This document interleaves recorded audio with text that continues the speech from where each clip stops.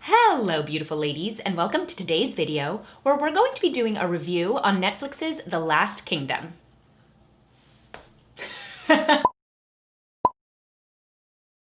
So Jacob and I just recently finished watching the 4 seasons that are available of The Last Kingdom, and we really wanted to talk about it with you guys.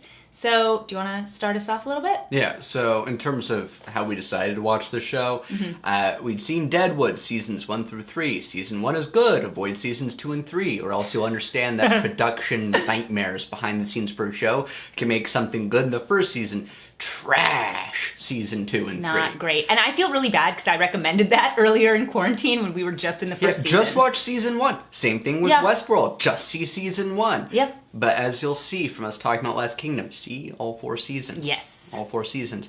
But in terms of how we decided to watch it, it was a lark. I'd been listening on the Great Courses to a series on Viking history, and my wife can attest that I've been on a Viking kick recently. To be fair, I'm just going to interrupt you to say that my husband is amazing at history. He knows so much, and it is always impressive to me. And he always wants to learn more, so... You keep complimenting that guy, and we're all going to start hating him, so you probably shouldn't do that. Liked all that Viking history stuff, bought Viking board games, bought Viking video games, and so I thought, ooh, we are waiting for a new show to watch. Why not a Viking show? And so I looked up, watched Vikings or Last Kingdom, because I'd been vaguely aware of it. People said Last Kingdom's where the characters are at, and they were right. They're so right! So we got in, saw the first episode, loved it, kept rolling through, and then it's just been a non-stop The Last Kingdom marathon for the last few weeks. Yeah, and it's one of the reasons that quarantine hasn't been so bad, is that we've been watching it together. We've been in Nebraska. The Last Kingdom, watching that together during this quarantine has been so much fun. It's so good, you guys, and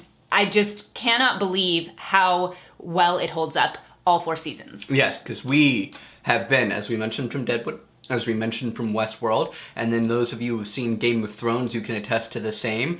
A lot of marquee prestige television falls apart as you watch it. And every single season of The Last Kingdom has been good, has been consistent quality, and we want to keep watching. And the characters even, for the most part, are consistent and really fun to watch. So, we've been burned before when it comes to... So many times. when it comes to shows getting worse season after season. So this one's been pretty good. Hopefully it keeps up this pace as it keeps going. We'll find out next year. Yeah, because the 4th season was only released in April. Right. So let's get started with the premise of the show. Okay, so the premise is we're in 860 AD England, about that time, and for those of you who know this from history, you already know the Vikings have been invading England. For those of you who don't know, awesome, the Vikings invaded the heck out of England. They invaded Ireland, they invaded Scotland area, just for like a few hundred years there were ongoing wars between the Vikings coming in from Scandinavia and then the German tribes who had settled there after the fall of Rome, who were the Anglo-Saxons. And so the premise of the show is the Vikings have taken over basically half of the country, and our main character as a boy is a nobleman of one of the northern kind of duchies, areas of land in England. His dad's killed, he's taken captive by the Danes, and then eventually actually just raised as the son of the guy who took him captive. And so culturally, he's a Dane, but he was like 10 or whatever when he got kidnapped, so he knows he's a Saxon, he has a right to inheritance of his father's holdings from when he was a kid, and so he's caught between 2 worlds. You're kind of watching his journey, going through his struggle between being raised a Dane, kind of falling into that category more as a man, and being born a Saxon. And so he's constantly struggling with that, moving through the history of England and really how England was established as its own nation, which is pretty cool. An important thing to note for those of you who are not familiar with the history component, England, the one country in that landmass, did not exist yet. You had the Anglo-Saxons as a people with separate little petty kingdoms. It's called the Heptarchy. There were 7 of them at a certain point in time. And so it took a series of, Alfred the Great was the monarch, him and his descendants to have the vision of a united Anglo-Saxon England as one kingdom, and then successively bringing that to fruition. So this show occurs alongside that, and it's like Forrest Gump or a lot of those other historical fiction movies, shows, where your main character finds himself being hyper important to historical events. Yes. It happened to be that he was not written about, but let it be known he was there and he did stuff. And the show even directly addresses that. I was going to say, that's one thing in the show that's pretty funny, is that they specifically address, they left him out of history for certain reasons I don't want to give away. We don't want to do spoilers too much in this review, just because this really is more of a, you should watch this. We're trying to convince you. Watch it and then discuss it with us on Twitter. Yes. He was left out of history by one of the characters, and that's why that had to happen. That's why we don't know him in, the real world. But now you know. We know. So you can spread his name. Uhtred. Yeah, which is kind of funny. So moving on to the themes of the show from the premise. What are the themes of the show that we really like that they tackle? So the big thing in the show, the background conflict, it's not just petty dynastic squabbling like a lot of Game of Thrones was. Here you have a nation of people, the Anglo-Saxons, who've been Christianized, and fun fact in history, it was Irish monks who came over to the pagan Germanic tribes that had invaded England and settled there in like the 400s, 500s, 600s, and converted them to Christianity. So the Irish made the English Christians. And the English made the Danes Christians. The ones who came. Yeah. So you have the Christian Anglo-Saxon kingdoms, and then you have the Vikings who are invading. The Vikings are pagans, and they are pagans. And by that I mean you get to see them talk about their gods, you get to see their worship rituals, you get to see their beliefs, you see how their beliefs impact their view on life and death, you see the foreignness of these two cultures. So for whatever reason, everyone speaks the same language in terms of everyone speaking English, so you never have Dane characters not being intelligible to the Anglo-Saxon characters and vice versa. Okay, but beyond that, the cultures really are foreign to one another. And you see how that, the religion and the culture, the desire for land, these two peoples cannot readily be accommodated, and they do not want to accommodate each other, and you get why each one does not want to accommodate each other, and how in their terms they see it, which I really like. Yeah. Because way too much bad modern writing is, well, let's take Game of Thrones. We have a medieval-inspired setting where hypothetically religion would matter, but everyone's basically an atheist and they'll pay lip service to things, and everyone talks like a millennial, and everyone... No. People come across like they're in their time and place and in their religion and in their culture. And that is special and it is compelling. Yeah, it's a very interesting dynamic where you have the Christians and the Danes who are pagan just constantly at war with each other, both literally and also, religiously. But the reason this works is not just because it's kind of an overarching thing. Overarching? Whatever. You decide. Overarching thing. We'll put up a Twitter poll. of this is the Christians and the English, and these are the Danes and the pagans. It's actually something that plays out between the characters as individuals. Mm-hmm. And so you're not just seeing it throughout the story as kind of something that frames it, but really it gets into the nitty-gritty of the relationships between not just men and women, but also between like Beocca and Uhtred, who you don't know who that is, but just other men between their relationships. Mm-hmm. So it's really fascinating. Well, one thing this show does very well is that it avoids the trap of coming across like, oh, well, there's a difference between Danes and Saxons, Christians and pagans, and so that's a hard line. These people don't intermix, and the only context in which they'd intermix would be conflict. No. Instead, you see how there are Danish pagans who fight for the Saxon side, opportunistically, or because they have other interests that align with the English. The English are the Anglo-Saxons, they're not English yet. The Anglo-Saxons are wary of them, but will still employ them and use them for their own purposes. The conflict is still there, but it's not literally the only thing that goes on at any time, and vice versa. You have Saxons who will work to help Danes because they have their own opportunistic things. These people are different. The broad conflict is there for a reason, but also life is more complicated than that. So it doesn't diminish the conflict, but it also doesn't make it unrealistically the only factor in play. Mm-hmm. Much like real life, the differences between people in terms of culture, everything else, really, really matter. But also they're contextual, and it really matters what you're discussing at any given point in time for whether or not people will work together or be enemies. Yeah, and I think two themes I think that also play throughout the show is the idea of destiny and how, well... Sorry, there's a tagline in the show. If you watch it on Netflix and you do not skip the intro, you're going to get a recap every episode. Yes, the that's show true. is intelligently written. It would be for an audience that can follow along. It's not a very, very highbrow show that's hard to follow along, but it's a smart show. They say... in the beginning, every single episode, the main character narrates this absolutely condescending recap. It is really like, funny. Oh, this is thing exactly what happened, and... said slowly. Yes. And then at the end of every recap, he says, "Destiny is all." Oh my goodness, it's too much. The idea of, and the theme of, the pagans depending on destiny, and the Christians depending on choices.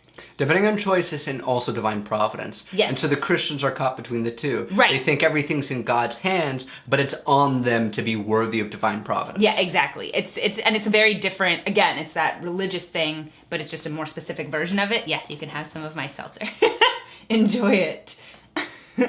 And then the third thing I was thinking about with this show and the themes of it, I think would be the family structures and the kind of inheritance, because the main character has that inheritance to the land that he so wants. In the north of England. In the north of England, and then you also have, Alfred the king, who and his we haven't family. established him. Yes, so the kind of the foil for most of the show is Alfred and Uhtred. Uhtred being this Dane that we've been talking about, and Alfred being the king and who's trying to create England. And so Uhtred and Alfred, you can see the difference between their family structures and also the difference between their version of inheritance. Mm-hmm. So now we're going to talk about characters. So the main character of the show we definitely talked about. We just kind of didn't tell you about him and his name. We didn't give his introduction. Yeah. So his name is Uhtred, and he is the one who is half Dane, His name half is Saxon. Osbert. Excuse me. His name is Uhtred. His name is Osbert. He was baptized as Osbert. He Only the also second time. happened. No, the first time. The first time. Did you even watch the show? So Uhtred is the one that we really follow throughout the show, and the way that you know which season is which is by how they do his hair. So that really clarifies things for us. It's always the kind of hair that you would find in the modern day at a male participant in Burning Man or Coachella, Yeah. or a similar music festival. But in this time period, unlike in the modern day, it indicated masculinity, strong values, Yes. strength, having a family, and swinging axes into the faces of other people. In the modern day, it means vapes, oddly-sized shorts, Yeah. Birkenstock sandals, Okay. bad tattoos, and listening to trash music. So Uhtred is the main character. He's the one that we follow throughout the story, and he is really well drawn. A lot of the time, the main character of a show is the least well drawn, I find. Bland? Yes. Bland and or too perfect. Yeah, they Refer want to Harry you- Potter. Exactly, which is Or Luke generally- Skywalker. Yeah, I was thinking Star Wars. Yeah. It's usually a technique, actually, where they want you to be able to put yourself into the shoes of the main character, but this show isn't doing that. They're just telling a story, and Uhtred is the main character. He's really well developed. You see his struggles throughout, and they're very interesting, well acted and well written. Like he's the team leader on an ensemble cast, rather than just the protagonist who you're going to follow all the time forever. So he comes across with as many foils, like bad traits and good traits, as any other character, and we like him because he earns it, not because we're just oversaturated with Uhtred in our face all the time. Oh, and something I forgot to mention about the show that's not about character is that this show is constantly, and I'm going to use this phrase, which is a joke now on the internet, subverting your expectations. Oh. But not in that For its own annoying way. sake. Yeah, not like Game of Thrones where they just randomly would kill people and, they subverted your expectation again by killing someone. Or how at the end the Night King was killed by Arya, because literally in their after the episode dialogue, well, everyone expected Jon to do Right. it, so we thought, wouldn't it be cool if we had a character who had no connection to this plotline, just, do that instead. Yeah, exactly. So it's super frustrating on shows like that. But this one, it's not that they're you can tell that the writers are trying to subvert your expectations. It's not shock value. Not at all. It's like the characters are actually acting in their own best interest, and you as the viewer are trying to understand it in terms of plot. and the writers are understanding it in terms of the character and what the character would actually do. Now, to be clear, background for the show, it is based on a series of novels, I think called the Saxon Chronicles, something to that Is that what it's effect, called? by Bernard Cromwell. This is the guy who did the Sharp series. It comes across like a good novel writer's Yes. play with characters rather than a commercially produced show with a studio, with executives, where these are the beats we would naturally hit in a plot. And so if you're good at cliche genre expectations for television shows, you've seen a lot of it, you know, oh, well, they'll kill off this character here because that'll give Right, emotional weight exactly. to things. And then you feel nothing. Instead, it doesn't feel like if you're good at knowing cliches, you could predict this show. Instead, it's, oh, things may or may not happen, but it's because that's what would happen in this situation. And it feels like what you're saying, feels like one person is telling the story, not a room of executives, which is the opposite hack to me writers. of like The Witcher, you know, when they turned The Witcher into a show. To me, it felt like there were 16 executives sitting in a room and they were trying to say, okay, well, this needs to happen. And they this all needs wrote to for Teen happen. Vogue. And exactly. So I don't, it doesn't feel like the writer of The Witcher books was the one telling the story of the show. For The Last Kingdom, the writer of the books, it feels like this is just his story. It feels as if it's spoken with one voice by a competent Yes. storyteller who wants to tell the story rather than get good ratings for Sweeps Week. Yeah, exactly. Yeah. So you can take care of telling us about Uhtred's foil. His foil is Alfred, i.e. Alfred the Great, as he is known to history, Alfred of Wessex. So I mentioned before the Heptarchy. There were 7 Anglo-Saxon kingdoms within the landmass of England, and there was one kingdom that was not, at least in the time of the show, I don't know English history that well. One kingdom that's not really been smashed and pulled apart by the Danes or subjugated or weakened, and that was Wessex. Wessex is the area of England along the southern coast, and so that is apparently where Winchester is, because that was their capital. And so Alfred the Great is the guy who ends up becoming king rapidly into season 1, who has the unitary vision of an England in mind. It's similar to how if you refer to North America as North America rather than the America. You know, you wanted to somehow make a united empire of Canada, the US, Mexico, and then a little sliver of Central America. If someone had that vision, insane as it is, they would be the Alfred of the modern day. So he wants to make a united Christian England, but none of that is at hand. And so he, by force of will, wants to make it happen. Now, this character is spectacular because he is stern, he is strategic, he is physically weak, he has a lusting after the ladies, he is a complex character, and he's deeply pious. And so his failings hurt at him. His responsibilities are keenly felt by him, and he's got a serious intensity. He feels like what royalty and that like traditionalist sense of like, oh, if only we had a king, what they fetishize as an image is embodied in this guy, not without flaw, with the flaws of that kind of a thing, but with a strength of will and kind of like a power to him that is just really well brought across by his actor. And one thing that we found very interesting, Alfred the Great, as I mentioned, he has his like Crohn's disease. He's physically a slender man who's weak, Right. and he exudes power. Yes, Everything that's exactly he what I was says gonna say. has the force of law and authority. And that's what's It's so cool about that authentically foil with Uhtred and Alfred is that Uhtred physically just looks really strong, looks powerful. Then you look at Alfred and he is so frail looking. with and a so, bowl cut, and somehow it's not to his disadvantage. Well, I mean, he doesn't look great, but the fact He looks is, strong. the fact is that his character, his actor, and the way that he was written, he is very emblematic of strength. This show, you get power from just authority. You see how a king, even if he didn't have troops directly at his command, would have power over people because the culture respects the authority, and the authority is wielded. And you see how women in this show wield a feminine power, which Yeah. doesn't come at the point of a sword or from a bicep or whatever, but it is as powerful as anything else because we live in civilization. In the context of civilization, you don't resort back to violence all the dang time. In fact, that's the last thing that happens. Yeah. So if we're not all going to fall apart and start fighting each other, people's soft power and authority of persuasion and social consequences, it matters. So the king matters. The women and their like approval or their influence, it might not be the direct person in charge, but they are strong, and it comes across. Yeah, no, it's it's just so well done. And you know, you have all of these side characters that are also really fleshed out. Actually, one of my favorite characters is not one of those two, and it's Father Bayoka. Oh, okay. Who, thought you were going to say Finnan, the Irish charming rose. I mean, I do like Finnan. Yeah, I know you do. I like all the do. characters. A lot of the characters are just so well done and so well explained that they're fascinating, and you actually care about their stories. But what's great about this, as opposed to Game of Thrones, and I don't know if this is what this is what you're thinking, you don't spend so much time with the side characters that it feels like there's so many storylines that you have to keep track of. It's really well balanced. It's like, this is a character that we care about. We're not going to spend 15 minutes of an episode on this character, but you're going to see him throughout, you're going to know him, you're going to like him.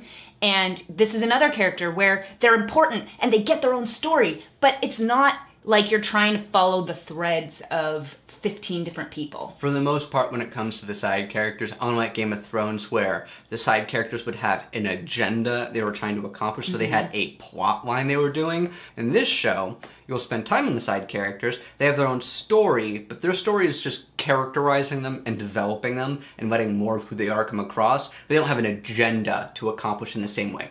Basically, they're there as retainers and like household members to assist the agenda of the more main characters trying to get stuff done, which means that they serve the proper function of a side character, which is help move things along, provide dramatic weight and interesting conversations and foil, and if one of them gets hurt or does something good, we care, but they don't make it so we have to keep track of more stuff. Yeah, and I think... just like them in their presence. Exactly. And I think that the part of the reason this show is so good is because it's based on history. So you can't, it's not like, we don't know where the last season's gonna end up, but we know what we're gonna do in the first 2 seasons. They know where they're going overall. So the reason that I like Father Bayoka so much Who's Father Bayoka? I will explain. Okay guys, so the camera died, I apologize, but we're back. As it always does. And it does. Every time. I got about 35 minutes on this camera battery, and then it's donezo. Such a small battery. It is what it is. But I was talking about Father Bayoka, the reason that I like him so much, and the reason that I do like him so much is that he is Uhtred's father's priest in Bebbanburg, which is their Northern English castle. fiefdom that they control. And he was there from the very beginning, knew Uhtred and baptized him before he was taken by the Danes. And then he went over to Alfred when Uhtred was taken. The first episode. The lovely thing about Father Bayoka's character is that he is trying so hard to do the right thing for Alfred and Uhtred, even as Uhtred has become a Dane, has become a pagan, but Father Bayoka still sees the good in him and encourages it always. And their relationship makes Uhtred better. Yes. And that's why I love his character. It is my favorite. So in line with what I was saying before about the authority of Alfred, despite being like physically weak, the authority of the women in the show, despite being women, as someone might say, oh, you're a woman, how do you have power in the medieval ages? You see it. Yes. Here with Father Bayoka, you see the authority of the church, of a religious figure. Father Bayoka, as a pious religious man, brings that authority to bear, and it has an effect on people. Has an effect on people just because he has the role of a priest, but then also it genuinely is compelling, and so people are brought along with it. And he doesn't just use it, he believes it and acts it out. So there's one character, a woman who's, in the events of the show, horrifically emotionally scarred, and so you think, oh, this woman's gonna do like some kind of Kill Bill-esque revenge narrative or something like that, and he, Father Bayoka's on the scene, steps in and says, no!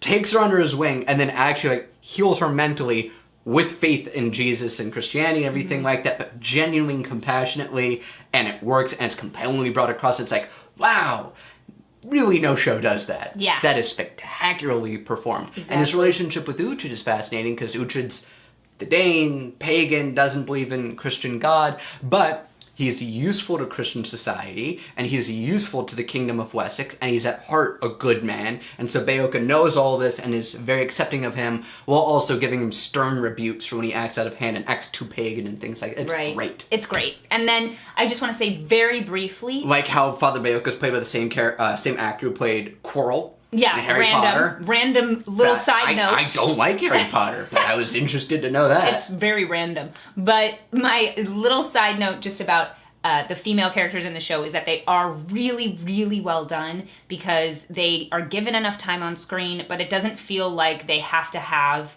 a strength narrative that doesn't fit the time period, which I feel like every show that's... One character has it halfway. I think it works for her, and I think it works for all the characters in the show. All the females in the show are kind of working within the framework of the time period of the history, in my opinion, for the most part. And yet they're not bland, they're not boring, but nor are they reduced to being like subjugated. Yes. Instead, they are powerful, motivated characters, but they're powerful in a realistic and compelling context for what that would mean. Yes. And they get stuff done. Yes. So that is something I did want to mention, because I feel like in a lot of TV shows, they feel like they have to change the history to make it more PC, and this isn't that. They're just, this is like historically true. So a big thing in the show, part of what makes it so compelling, anything that we watch is all about the human characters. Why? Because we connect to people. Even your biggest misanthrope, as long as he watches TV and it's like an actual narrative fiction, you still care about people in some way. That's why we watch anything. And so the strength of the writing is in the strength of your characters. And what we really like is that the characters really develop and they mature over time. So our main character of Uhtred starts as 18 or 19-year-old Danish adventurer pagan, and he's impetuous, and he does things that make us not like him and think, oh, you're vile. Get out of here, buddy. I don't sympathize with you anymore. Then changes, and not like a massive change of heart, but like tempers, cools down, becomes more mature, and then you see a new set of characters enter the scene, because this show has crazy time jumps, and now our main character has organically matured to be a voice of reason and is calmer and is still competent and still motivated and is still identifiably himself.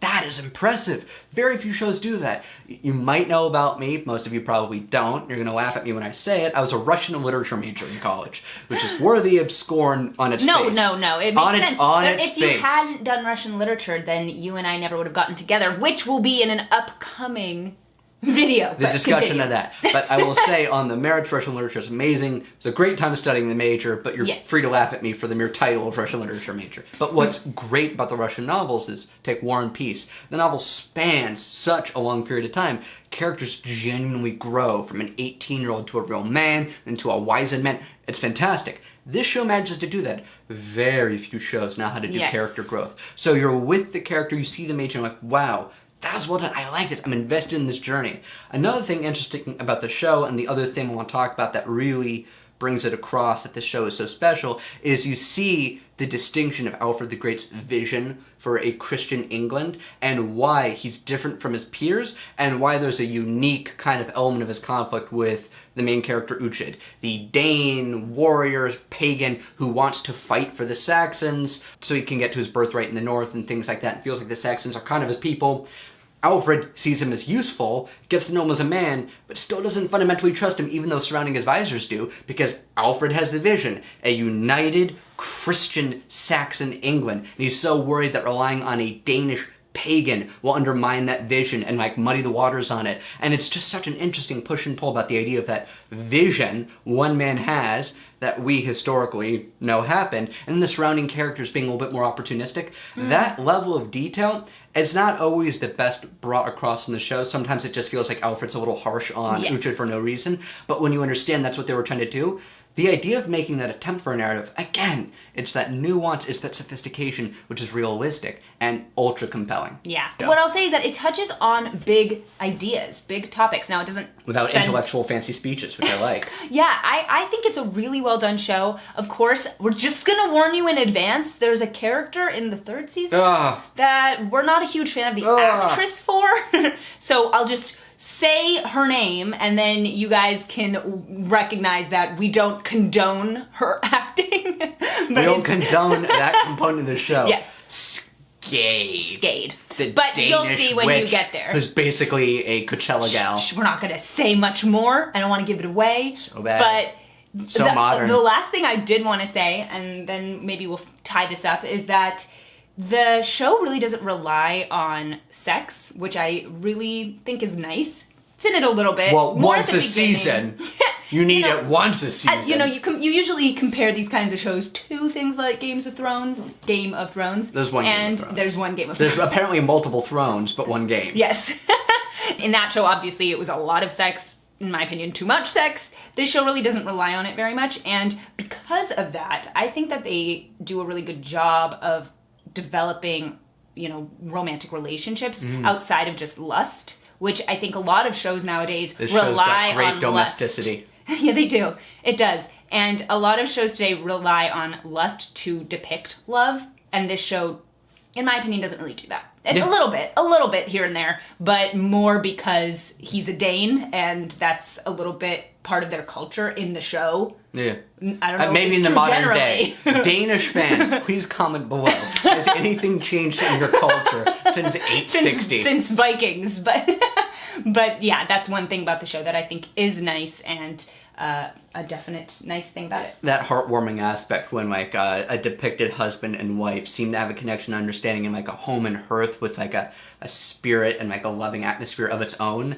When it's done well, it really brings it across and it shows it as so desirable and wonderful. Well, I hope you guys enjoyed today's video. Let me know in the comments below if you have seen The Last Kingdom, what you guys thought about it. I'd love to hear. Do you have anything else to say? Yeah, when I posted on Twitter that we were gonna do something about The Last Kingdom, we liked it. Someone commented, yeah, you should. That show is so great, but also so terrible. What do you mean? I actually didn't know that. Where's the so terrible? I don't get it. What are you really doing, liked man? it, Stop personally. fooling around. Love all of it. Well, thank you guys so much for watching today's video. Please subscribe to my channel and blog if you haven't already. Head over to my Twitter, Instagram, and Facebook and follow me there. Hit that notification bell to get notified of all my new videos. Hit that like button. Please head over to classicallyabbey.locals.com if you'd like to support my channel, see more of this content, and be part of our community. Head over to my husband's channel, At the Right Angle, if you want to see some of his stuff. And I'll see you guys in my next video. Bye!